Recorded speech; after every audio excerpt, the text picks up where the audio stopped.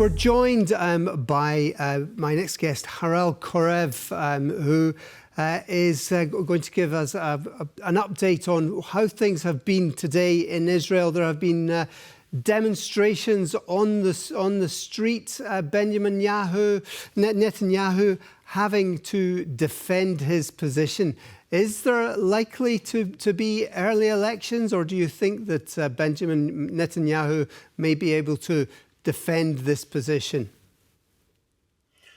Well, at his press conference, he explained why it's not a good time to set an election because Hamas watches those demonstrations and feel that it's a way to undermine the whole Israeli position and of course to halt the Israeli offensive. And he's got a point, to say the truth.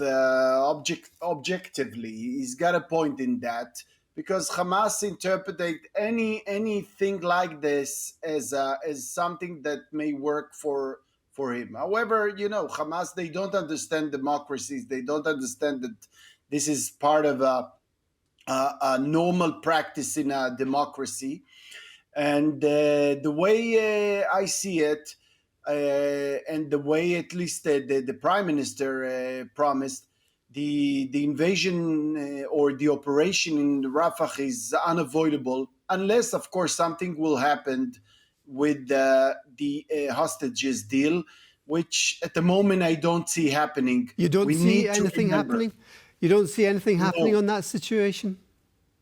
No, our viewers need to understand something, and I must say it's not that clear in Israel as well. People still think in the way they used to think regarding, let's say, the Shalit deal 12 years ago. Namely, what Hamas wants is to exchange, the greatest number that can of prisoners, of Palestinian prisoners, ex-terrorists, for the hostages. But that's not the situation.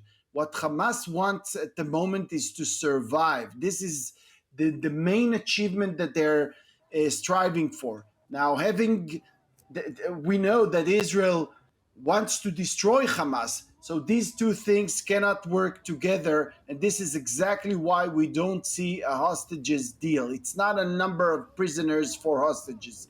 It's the very existence of Hamas which is on the line. You mentioned about democracy. Of course, as you say, Hamas may not understand democracy, but Benjamin Netanyahu has to understand democracy. It's getting closer and closer to the likelihood of elections. Would he win such an election, do you think? Well, according to the polls, no. According to the polls, he won't win the elections. You see, he's taken as part of the failure of October 7th, let alone what happened before with all the things that happened in the year before that. But October 7th was really the deal breaker or the game changer of what happened.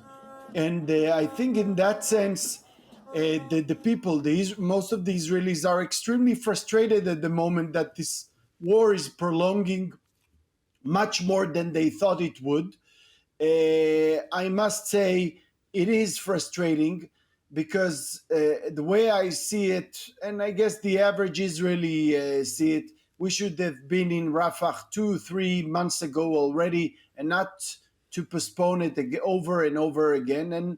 And Prime Minister Netanyahu is being accused of someone which made it happen.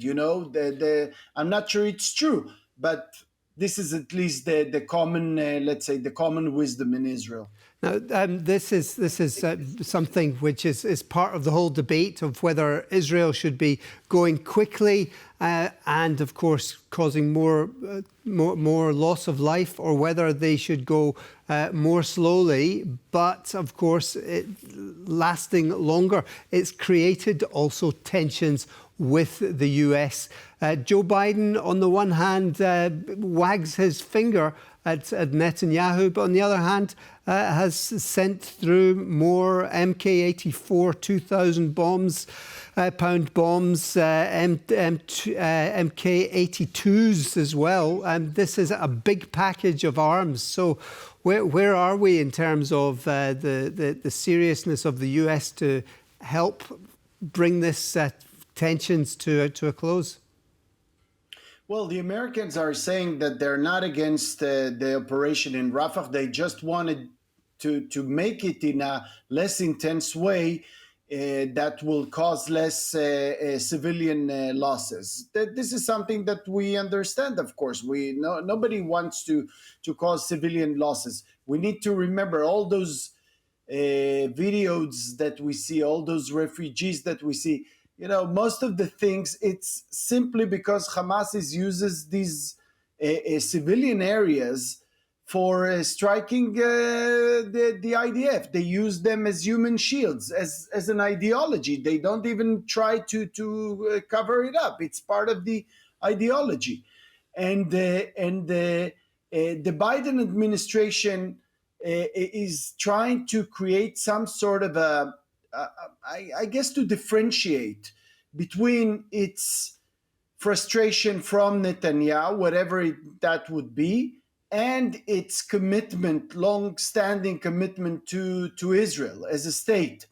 So this is exactly why you see what you've just mentioned. On the one hand, criticism and maybe all sorts of things that the Americans are doing, including what we saw last week in the Security Council. And on the other hand, of course, sending arms, which shows that America is behind Israel. I hope they will come, as they say, on the same page to an agreement about the operation in Rafah, because certainly we cannot leave 4,000-6,000 Hamas terrorists there, because otherwise the whole thing was for nothing. But of course, those pictures that we showed before the interview started, Israel is adamant about keeping certain supply lines closed. They've even called now for the complete dismantlement of the UN Relief Agency for Palestine, UNRWA. This is not a way to relieve the suffering of those people, is it? Well, we have a great issue with UNRWA. We have no trust of them whatsoever. The numbers of UNRWA workers that participated the October 7th massacre is great. There are about 450 UNRWA employees that are also at the same time Hamas members, and all these things put UNRWA in a very hard position, not only for Israel, but also for many of the donors around the world. And this is exactly why you see so many countries stopping the aid to UNRWA. Having that said, I do think that Israel should do a lot more, or whatever it can, and it's not easy, as you mentioned early on, with the malfunctioning of the parachutes, and by the way, many other aspects of this thing. It's not an easy thing. We need to remember, Hamas see the humanitarian issue as a leverage on Israel. Why? Because it creates international pressure. So Hamas earns twice from it. Once is stealing all the aid, or some of it, or great part of it, and then resell it in astronomical prices. So he earns twice. He create a humanitarian issue, and they're leveraging it against Israel as if Israel is the one to be blamed about it. However, right, but if UNRWA was to disappear, the suggestion is, for example, for the World Food Programme to come in instead. The only way that they could deliver aid is to use the trucks and many of the same personnel from UNRWA anyway, isn't it? Because there's no way that they could get new people in there, is there? True, they will need to probably to use locals. However, you know, it's UNRWA is there for so many years, and it become corrupted. You know, Hamas infiltrated the organization. It's a give and take relationship, and I think the new situation provide us. And this is, by the way, just a small example. The new situation provides us a new opportunity to reshuffle and to build something which do the same thing as UNRWA, but not, of course, combined into Hamas in so many ways. Thousands of teachers, you know, that we gave only one example, but you know, you have something like 3,000 teachers working for UNRWA. We saw their WhatsApp forums, for example, horrible talks of supporting Hamas and what they did on October 7th. So we need to reshuffle. We need to build a new organization, new standard, new accountability, and yes, to use locals, but not to continue working with UNRWA. UNRWA is, you know, even in terms of working with Israel and many of the donor countries, I think it's in a very, very bad shape. Thanks very much for your opinions on the matter. That is Dr. Harel Chorev joining us to give us that overview of events in Israel. Thank you very much.